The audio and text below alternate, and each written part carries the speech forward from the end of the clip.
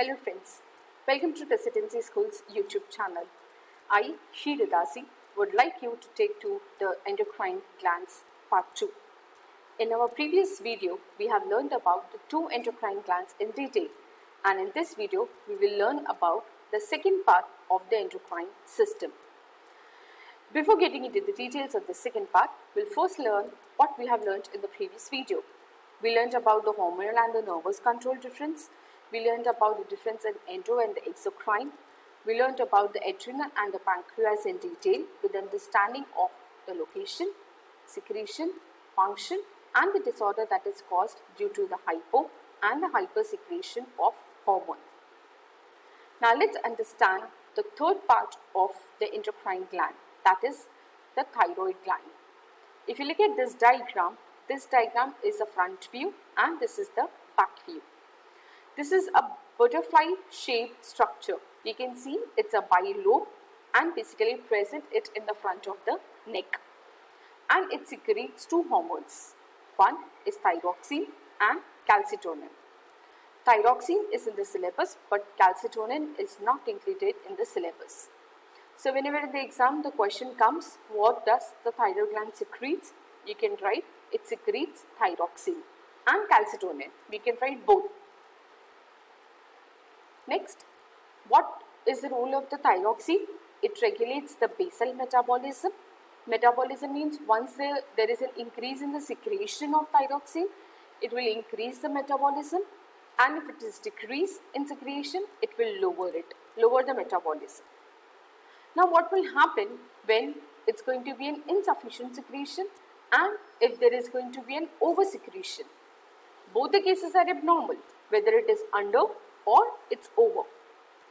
This is a diagram which is showing about the hypothyroidism, and this diagram is showing, this picture is reflecting hyperthyroidism. Hypothyroidism means an insufficient secretion and hyper means over secretion of thyroxine. Now what happens in the under secretion? There are three conditions that happens. One is in simple goiter, that is most commonly found in the hilly regions. This is a simple goiter. Next is in cretinism, that is a dwarfism, and the mental retardation, which is generally affecting the child. Next is myxedema, that is a swelling of the face and hands, and basically it affects the adult. Next is the hyperthyroidism, that's the oversecretion of the hormone. If you look at this diagram, you can see an exothalamus, that means a bulging eyes. This is also called as an Graves' disease.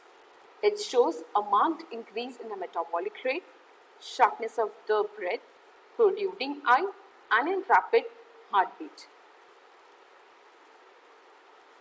Next is the pituitary gland. Look at this diagram.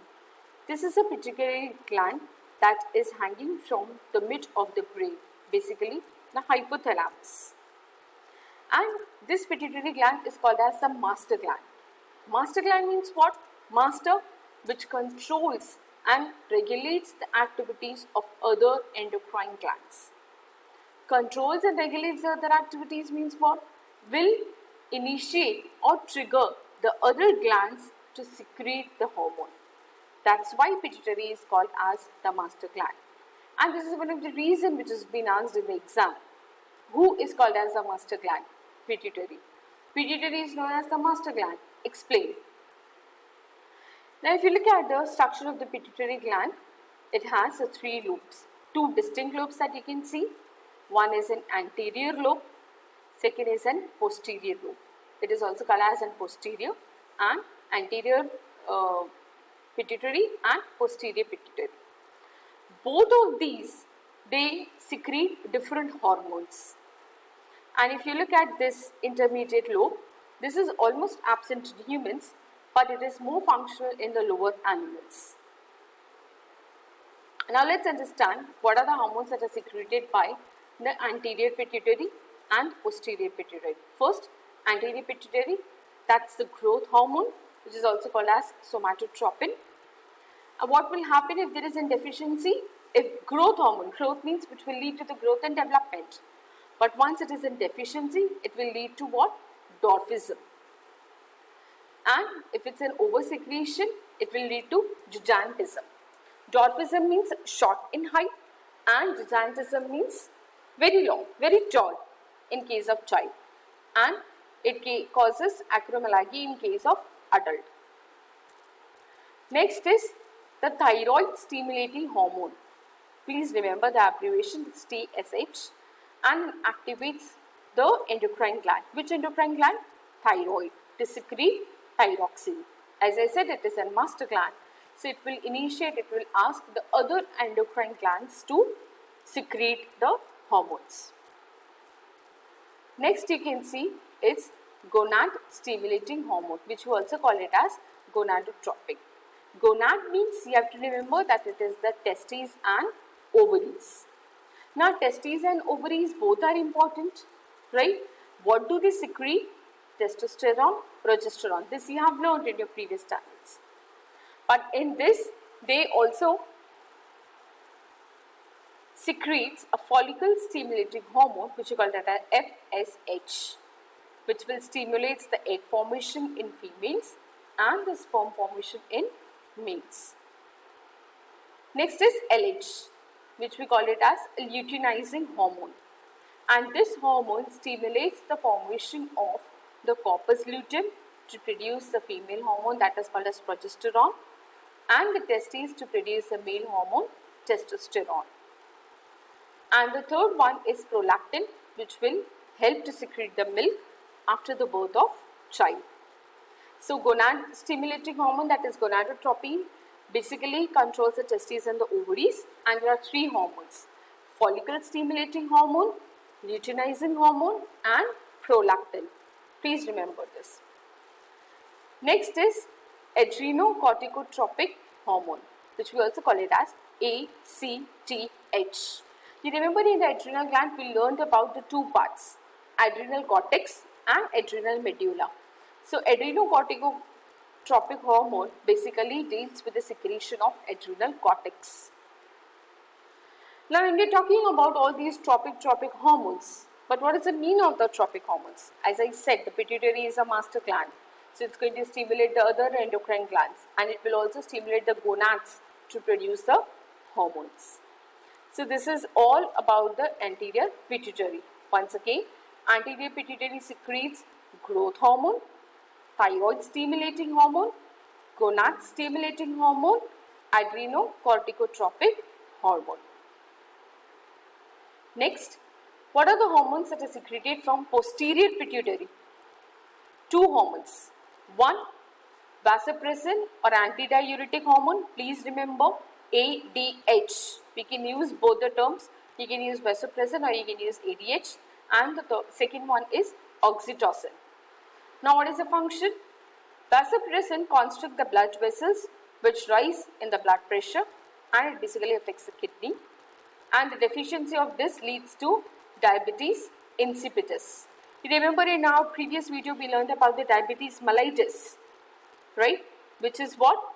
Due to undersecretion or oversecretion of insulin. Due to what? Diabetes mellitus was due to the undersecretion of insulin. But the deficiency of ADH will cause what? Will cause diabetes insipidus. Insipidus means what? In which the urination is frequent, resulting in loss of water from the body, and the person becomes very thirsty. Second hormone is oxytocin. Oxy means sharp, quick, and tocus means childbirth. It actually stimulates the contraction of the uterus in pregnant women, which will lead to the birth of the baby. Also, it stimulates the milk ejection after the childbirth. So, two hormones from the posterior pituitary. One is vasopressin or antidiuretic hormone, and the second one is oxytocin. Next, just to make you understand what's the difference between diabetes mellitus and insipidus, and it is also a most frequently asked question. Melli means honey and sweet, and which contains sugar in the urine. But insipidus, insipid means a tasteless and no sugar in urine. This is the basic difference in between the diabetes mellitus and diabetes insipidus. Next, most important is the feedback mechanism. There are two mechanisms. One is a positive feedback mechanism and negative feedback mechanism. Now let's understand what does it mean. If you look at the diagram very carefully, you will see this dotted line arrow indicates that it inhibits, and this arrow indicates that it stimulates. Now what exactly happens? It also related with the thyroxine concentration, which will exceed the normal level. That means what? It will inhibit this TRH. TRH is what? It's thyroid releasing hormone. TSH is thyroid stimulating hormone. Now let's read this part. When the level of the thyroxine concentration exceeds the normal level in blood, then it inhibits the secretion of TRH by hypothalamus and the secretion of TSH from anterior pituitary gland. Means, remember, we have learnt about the insulin, how the pancreas secretes the insulin when we have eaten the glucose rich food, and when insulin will switch on, when insulin will switch off. The same way we have in feedback mechanism that deals with the level of the thyroxine concentration when will increase or exceeds the normal level, then this is the secretion of this has been inhibited by the hypothalamus and TSH from the anterior pituitary. Next, you have to prepare this chart. This is just for a quick revision that how the pituitary gland secretes the hormone. Hormones of the pituitary gland, there are basically two parts, as I said, anterior pituitary and posterior pituitary. Anterior pituitary, two things, growth hormone and tropic hormones. Tropic means we learned about three.